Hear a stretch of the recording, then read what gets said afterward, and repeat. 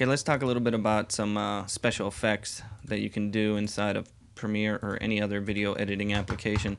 Since we're already here with the with our subject here, we have him shot on a blue background, or sometimes referred to as a blue screen. Whenever I do an interview, let's finish with the interview sort of discussion here before we get into the blue screen effect. One of the things that you can do when I interview somebody is I like to have a nice plain background. We had him on a blue background here, but if you look at Charlie Rose, I think probably has the best sort of lighting, and it has a pure black background. And in doing so, you really focus in on the subject. Okay, so whenever they interview people, at least on television and things like that, if you look at the Charlie Rose, and in fact, let's look at that for just a minute, because I'm still talking about lighting here for a moment. If we look at the Charlie Rose, no, oh, hold on, somebody's, and again, if you look at the Charlie Rose normal lighting, I don't know why that, oh, here we go.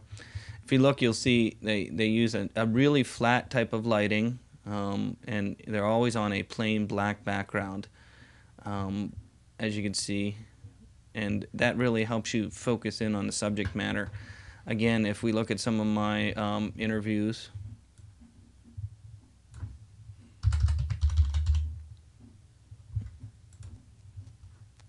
under the industry section here, even you know, with this interview, it wasn't too bad because she was outside.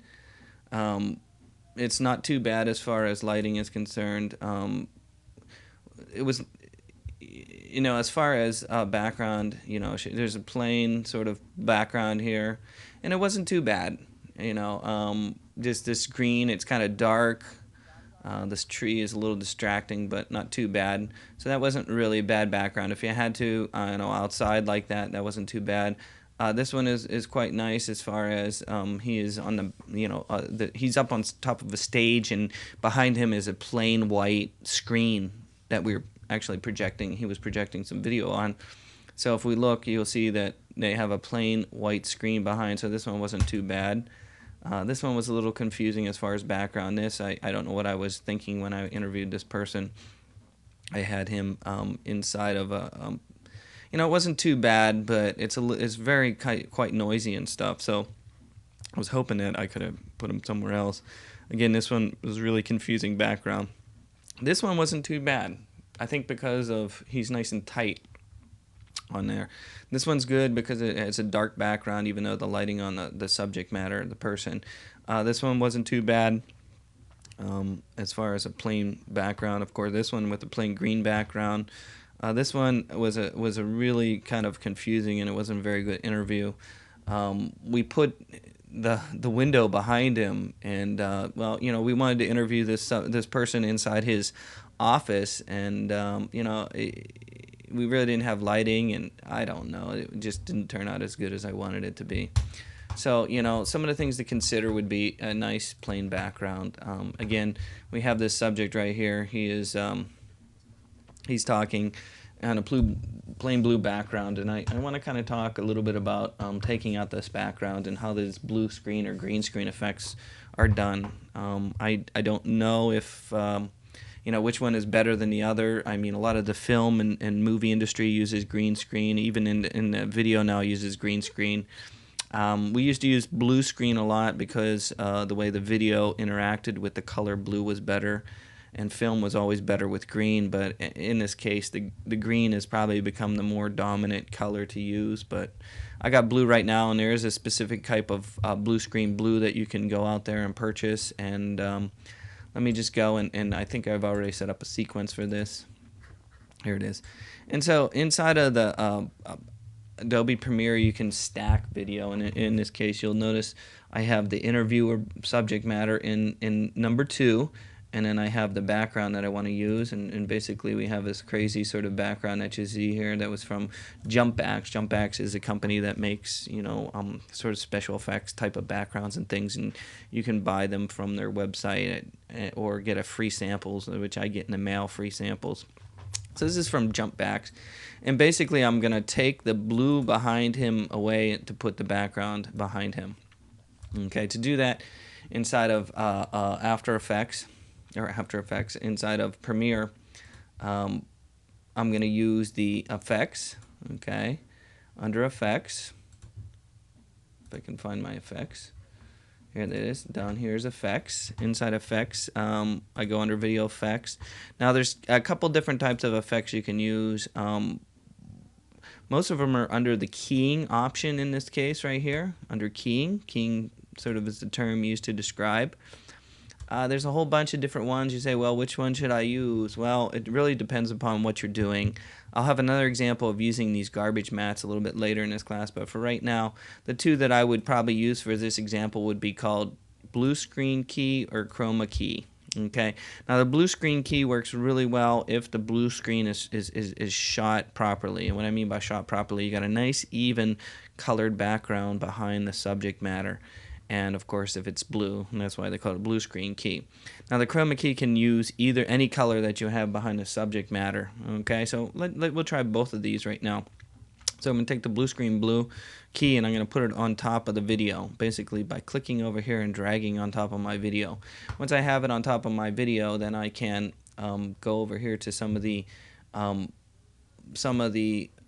options that I might have over here. Okay, twirling the little triangle down, you can see some of my options. Now, in my options, you have something called a threshold and cutoff. Threshold will take more away from the video, and cutoff will bring more back. So it's like you're balancing these two options to give you the effect you want. Now, if you could see, the more cutoff, it takes away from the actual effect, and if I hold the threshold down, it takes away from him. And then smoothing is more of like a blurring around the edge.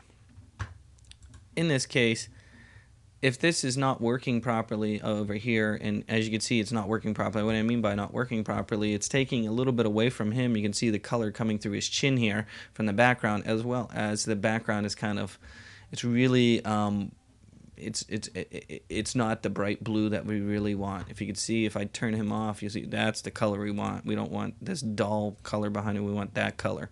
So the blue screen key probably was not best for this example because the background, even though it was the right color blue, it was a little dark. Whenever you do a blue screen and blue screen effects, you really need to brighten, and that's why they use that bright green. If you ever see the film and the movie industry, they have that bright green behind the person. It's really popping out.